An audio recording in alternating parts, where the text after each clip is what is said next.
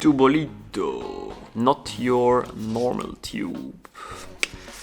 Very cool what we got here for testing by one of our suppliers. Look at this. Look how compact it is. We have the Tubolito road tube. Now this is road specific, and 18 to 28 millimeters are recommended. Wheel size of course 700C. The valve length we have about 42 millimeters. So even a little bit of depth is allowed. Of course you can always, this is just a normal valve that you can unscrew and also put on a valve extension. That's not a problem.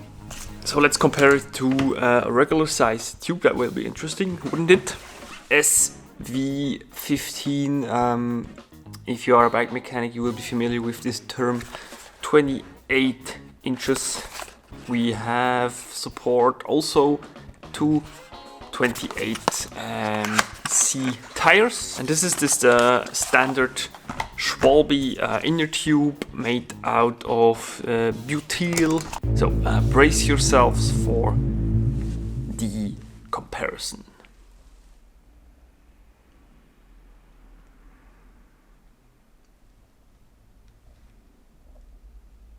Now you can what? You can fit like 4 tubes into the area of a regular tube, if I'm right. And what is really interesting, of course, and that will be the main talking point, of course, around cyclists, it will go for every last gram, are the 38 grams that this little thing brings on the scale. This is really impressive. Remember when I did my review of the Schwalbe Aerothon, we had about 41 grams if I'm remembering right. Well, check out the video if you are interested in it. But this is really impressive. Size-wise and weight-wise, this is nothing. However, of course they claim that it is lighter, tougher, 2 times tougher than your normal tube. It is made in Austria, which gives you quite of a good feeling about the engineering process that they put into those little Tubolitos. Let me know what you think about it in the comment section below. Does any of you have any experience with this small Tubolito in your road bike? High pressure, high speed rolling. Of course, I always run tubeless whenever it's possible. So this would be a nice, but even at this point, this would be a nice like SOS inner tube if you happen to have a flat that cannot be sealed by the tubeless system. Because just imagine what you can do with it. You could even fit this in your down tube of your bike. Of course, it will just shake around, but you can fit it basically anywhere. You can have the smallest saddlebag in the world, it will still fit. Even having this in your jersey pocket will not be really of a burden, and this really would be.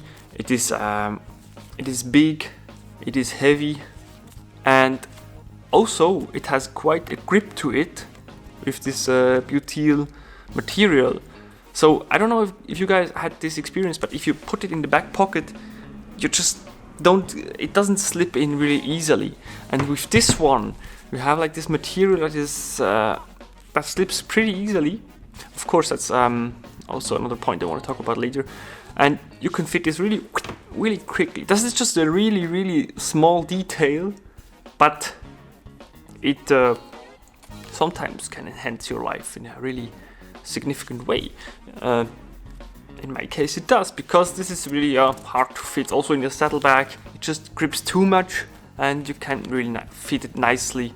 Of course we are talking about seconds that you gain, but it's just a nicer feeling. And of course if you have like an SOS tube, then this will always be nicer.